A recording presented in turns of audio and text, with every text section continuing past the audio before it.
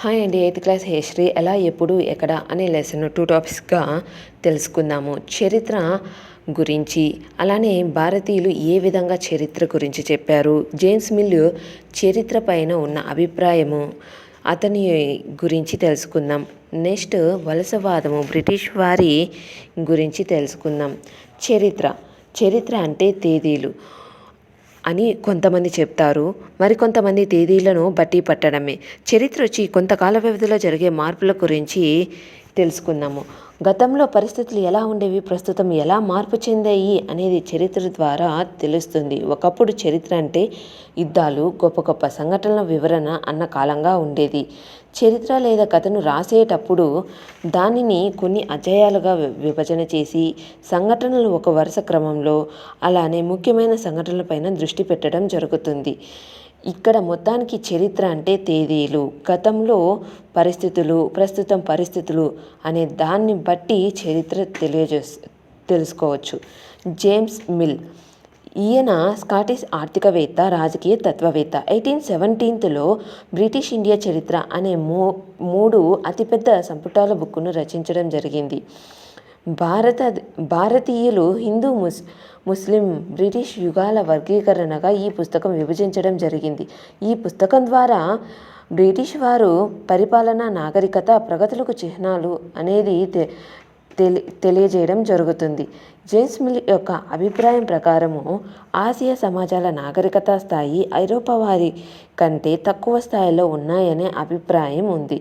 అలానే ఈయన అభిప్రాయం ప్రకారం బ్రిటిష్ వారు రాకముందు హిందూ, ముస్లిం నియంతలు భారతదేశాన్ని పరిపాలించారని అతని యొక్క అభిప్రాయం.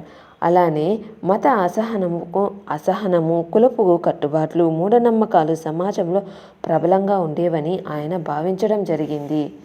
ఇంకా జేమ్స్ మిల్ అభిప్రాయము బ్రిటిష్ పరిపాలన భారతదేశాన్ని నాగరికము చేయగలదని మిల్ అభిప్రాయపడటం జరిగింది.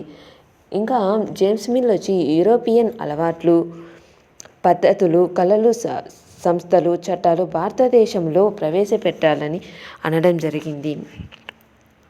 జేమ్స్ మిల్ బ్రిటిష్ వారి సహాయం లేకుండా భారతదేశం అభివృద్ధి చెందలేదని అభిప్రాయపడడం జరిగింది. బ్రిటిష్ వారి పరిపాలన ముందు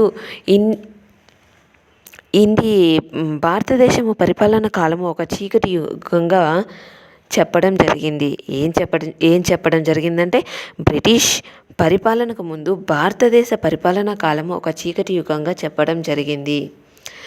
భారతదేశ చరిత్రకారుల ప్రకారము చరిత్రను 3గా విభజించడం: ప్రాచీన, మధ్య, ఆధునిక.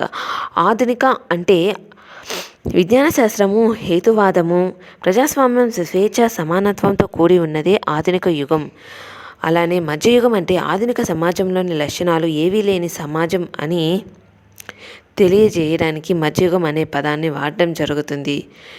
ఇక్కడ ఫస్ట్ గవర్నర్ జనరల్ వచ్చి వారన్ హేస్టింగ్, చివరి వైస్రాయ్ వచ్చి లార్డ్ మౌంట్ బాటన్. ఈ లెసన్లో ఉన్నటువంటి బొమ్మల గురించి తెలుసుకుందాం.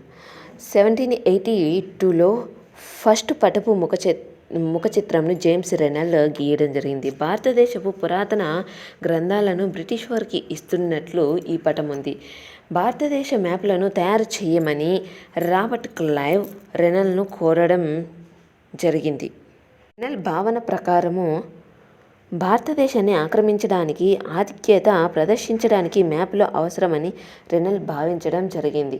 నెక్స్ట్ లిప్స్టన్ టీ ప్రకటనలు అభిరుచులను పెంపొందిస్తాయి. 1922లో లిప్స్టన్ టీ ప్రకటన ప్రపంచవ్యాప్తంగా టీ యొక్క హుందాతనాన్ని తెలియజేస్తుంది. ఏ సంవత్సరంలో అంటే 1922లో లిప్స్టన్ టీ ప్రకటన ప్రపంచవ్యాప్తంగా టీ యొక్క హుందాతనాన్ని తెలియజేస్తుంది. బ్రిటన్ విక్టోరియా మహారాణి సన్ 3వ కుమారుడు గుర్రం మీద కూర్చున్నట్లు ఉండడాన్ని ఈ డయాగ్రామ్లో చూడవచ్చు. నెక్స్ట్ వారన్ హేస్టింగ్ 1773లో భారతదేశానికి తొలి గవర్నర్ జనరల్గా వారన్ హేస్టింగ్ ఉన్నారు. చరిత్ర పుస్తకాలు వచ్చి గవర్నర్ జనరల్స్ చర్యల వర్ణనల గురించి తెలియజేస్తుంది. అలానే జీవిత చరిత్రలు వ్యక్తులను గొప్ప వ్యక్తులుగా చూపిస్తుంది. పెయింటింగ్స్ వచ్చి వారిని శక్తివంతులుగా చూపిస్తుంది.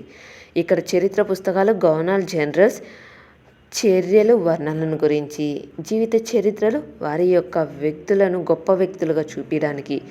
ఈయన భారతదేశానికి తొలి గవర్నర్ జనరల్గా ఎప్పుడంటే 1773.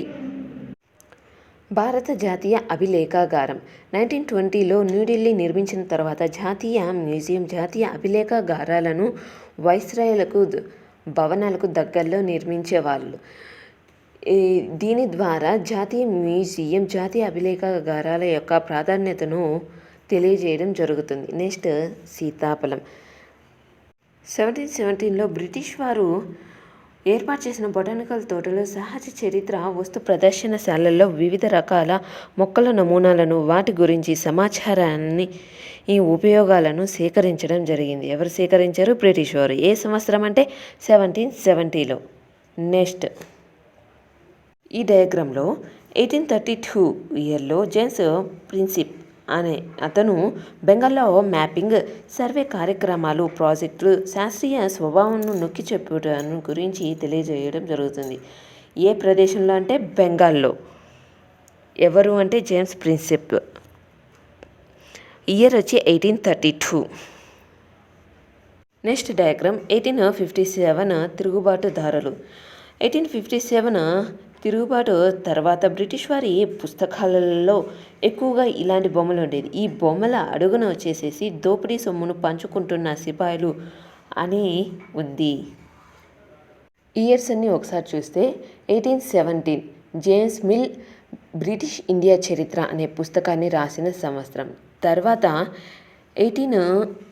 1782లో ఫస్ట్ పటపు ముఖ చిత్రాన్ని జేమ్స్ రెనెల్ గీయడం జరిగింది. నెక్స్ట్ 1922లో లిప్స్టన్ టీ యొక్క ప్రకటన. 1773లో భారతదేశ తొలి గవర్నర్ జనరల్ వారన్ హేస్టింగ్. 1920లో న్యూఢిల్లీలో జాతీయ మ్యూజియం, జాతీయ అభిలేఖాగారాలను నిర్మించబడింది. 1770లో సీతాఫలం సంబంధించి బ్రిటిష్ వారి బొటానికల్ తోటలు దానికి సంబంధించింది.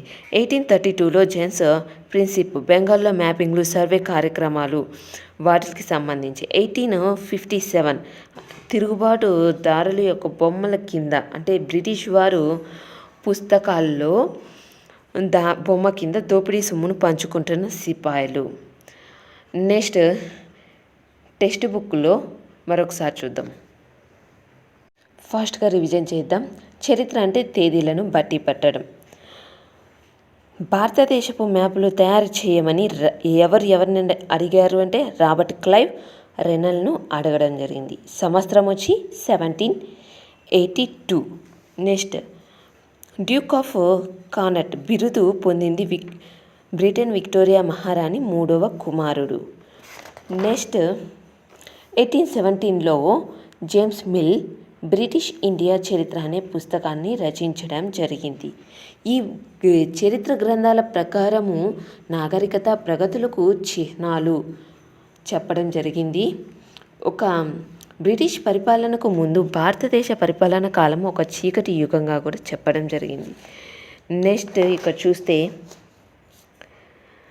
వైస్రాయ్ భవనాలకు దగ్గరగా దేన్ని నిర్మించడం జరిగింది? జాతీయ మ్యూజియం, జాతీయ అభిలేఖాగారాలు. నెక్స్ట్ ఇక్కడ 1832లో జేమ్స్ ప్రిన్సిప్ బెంగాల్లో మ్యాపింగ్, సర్వే కార్యకలాపాలకు సంబంధించి చిత్రంను గీయడం జరిగింది.